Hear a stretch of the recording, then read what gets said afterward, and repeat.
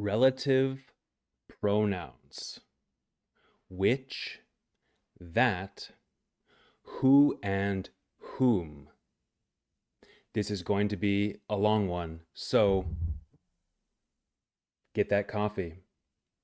Hi, everyone. My name is Liam, and this is Grammar Simple, the channel that makes English grammar simple. Today, we are talking about relative pronouns. And in order to talk about relative pronouns, we need to talk about clauses, relative clauses, restrictive and non-restrictive clauses. This is going to be a long episode, so I suggest you sit back, relax, get a coffee or any beverage that you want, because this is very important in English. It is essential to understanding a lot of spoken and written English at the advanced level. So, if you want to learn English grammar, stay tuned.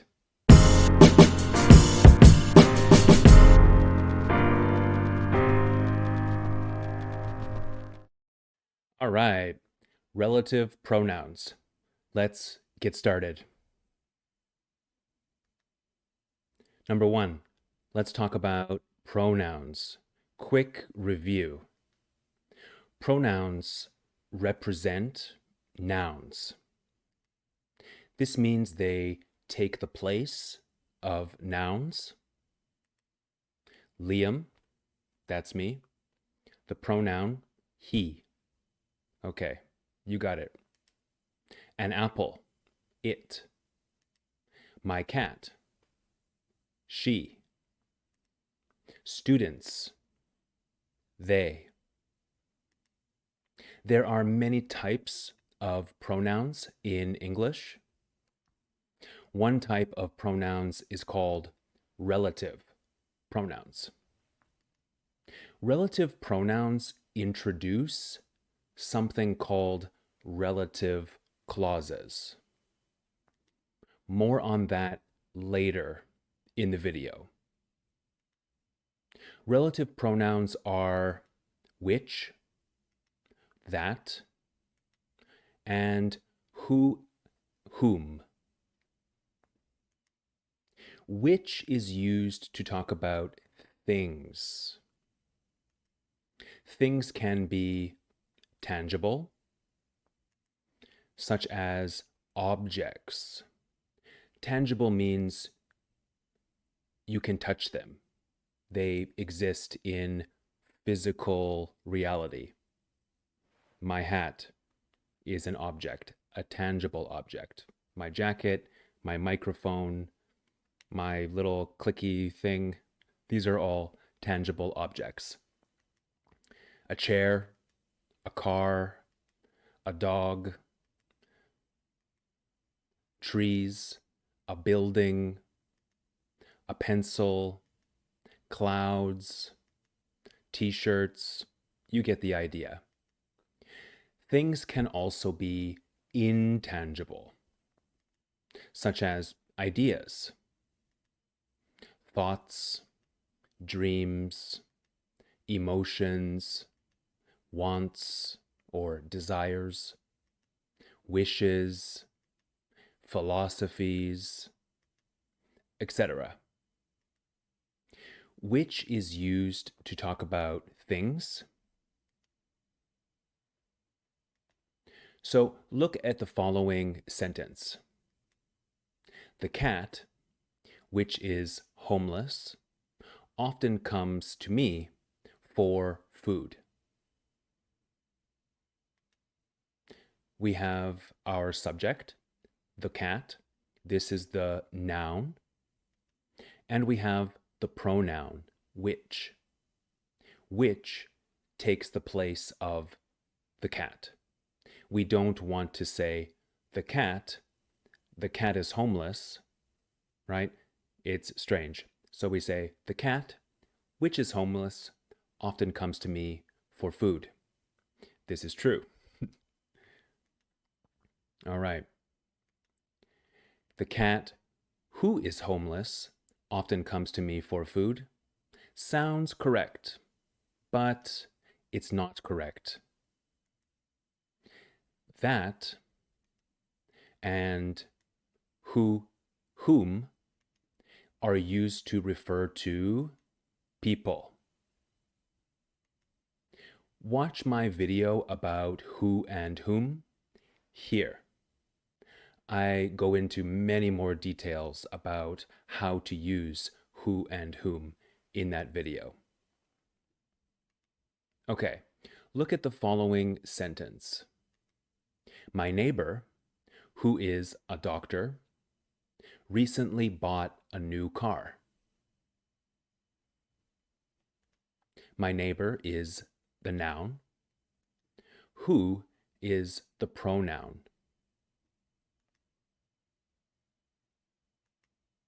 Which is not correct. Why? Because my neighbor is not a thing. My neighbor is a person. So, which is for things, who and whom is for people. Understand?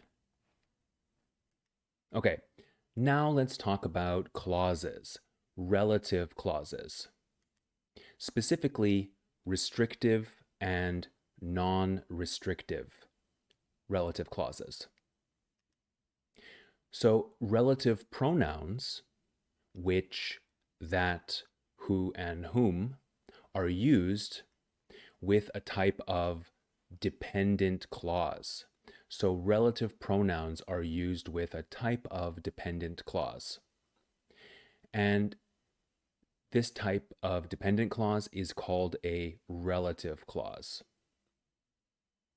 This might be confusing. The names are not so important. It's whether you understand by the end of the video. So you can let me know in the comments when you finish the video. So watch the video until the end. So there are two types of relative clauses in English: restrictive and non-restrictive relative clauses. Let's consider these two sentences. First sentence. The cat, which is homeless, often comes to my window. Notice the commas and the clause, which is homeless. The clause, which is homeless, gives us some information about the cat. But this information is not essential to the meaning of the sentence. It's extra information. We know the important information in the sentence. What do you think the important information is? The cat often comes to my window. So we know the important information without the middle clause. The clause, which is homeless, the middle clause, is extra information about the cat. We know that the cat is homeless. Maybe that's why he comes to my window, but the essential information is that the cat comes to my window. Okay, second sentence. The cat that lives across the street is bigger than the cat that comes to my window. No commas. We have the noun, the cat, and we have the clause that lives across the street. And then we have is bigger than, and we have the cat that comes to my window. What do you think? Is it one cat or two cats?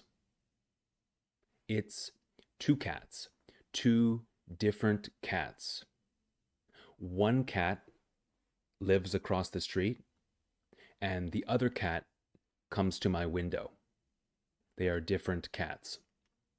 So in this sentence, there are two cats, and one of them is the cat that lives across the street, and the other cat is the cat that comes to my window. The clauses give essential information about the cats. They identify the different cats. And we know that one of the cats is bigger than the other one.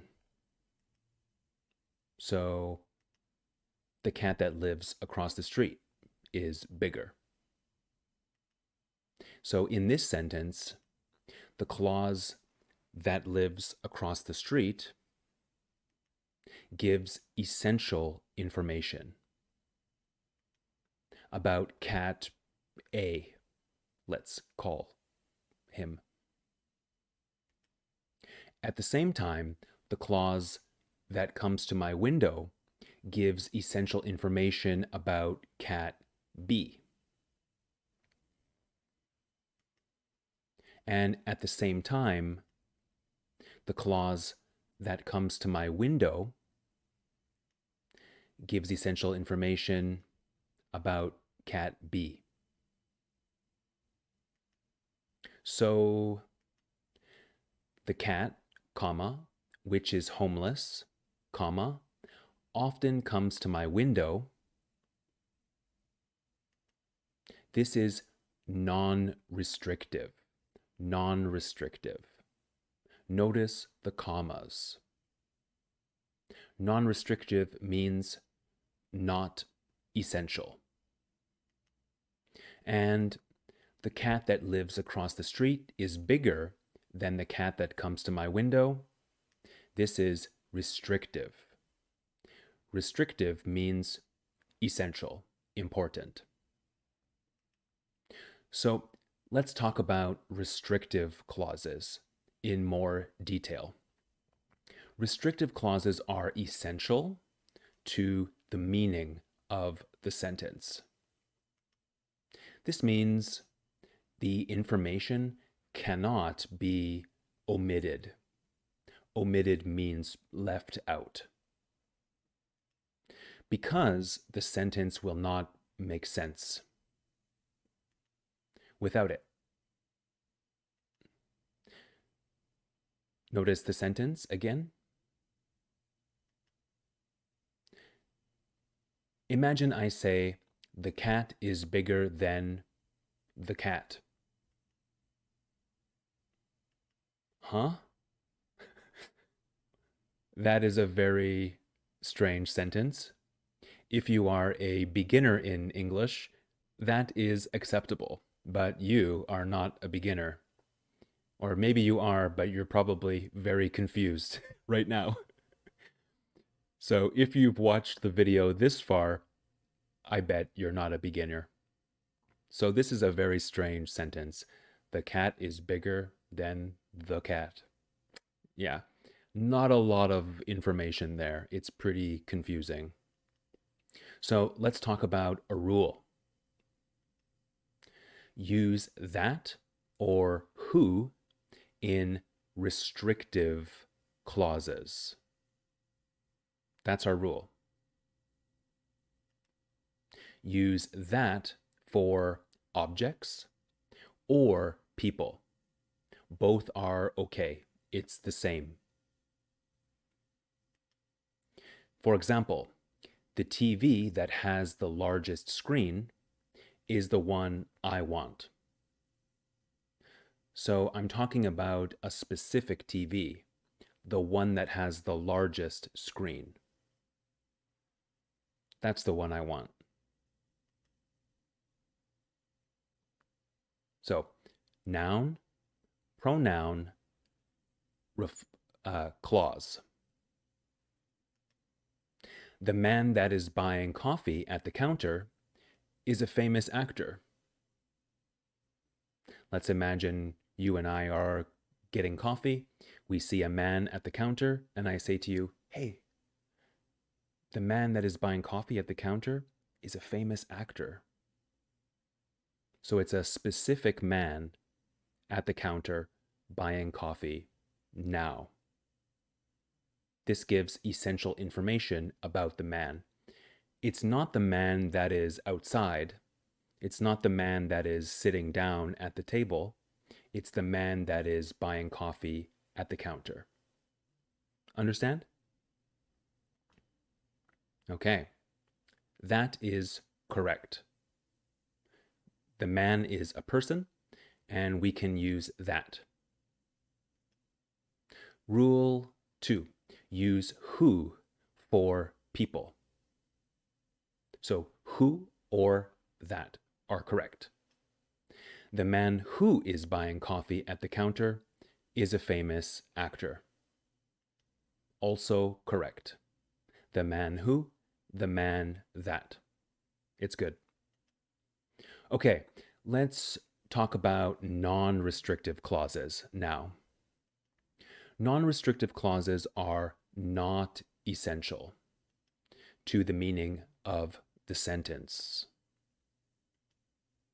Non-restrictive clauses are extra information, bonus information. And in writing, we indicate a non-restrictive clause by placing it between two commas. For example, Liam, who teaches English on YouTube, has a huge movie collection. It's true. I love movies. Okay, here we can see two commas and the non-restrictive clause in the middle. But the main idea in the sentence is Liam has a huge movie collection. The non-restrictive clause, who teaches English on YouTube, is not relevant to the meaning. It's extra information. So, because the information, who teaches English on YouTube, does not describe what Liam has, a movie collection, it is non-essential information. So here, if we remove the non-restrictive clause, the sentence still makes sense. Liam has a huge movie collection. Understand? This is the main idea of the sentence. Okay, let's talk about rules. Use which or whom in non-restrictive clauses. Use which to talk about objects. For example, Liam's movie collection, which consists mostly of DVDs, takes up a lot of space in his home. Yes, it does. But it's okay. I love movies. So, two commas, and we have the main idea of the sentence. Liam's movie collection takes up a lot of space in his home. We don't need to know that my collection consists mostly of DVDs. This is extra information. So which is correct? That is not correct. Rule: use who or whom to talk about people. Batman, who is a billionaire by the name of Bruce Wayne, wears a mask to hide his identity. Two commas. And pronoun, who. And main idea. That is not correct. Okay. Let me know your questions and comments and your ideas for future videos. Thank you for watching. Please like this video, subscribe to my channel. It really helps my small channel grow. Maybe share this video with a friend. My name is Liam, and this is Grammar Simple, the channel that makes English grammar and relative pronouns simple. I will see you in a future video. Bye for now.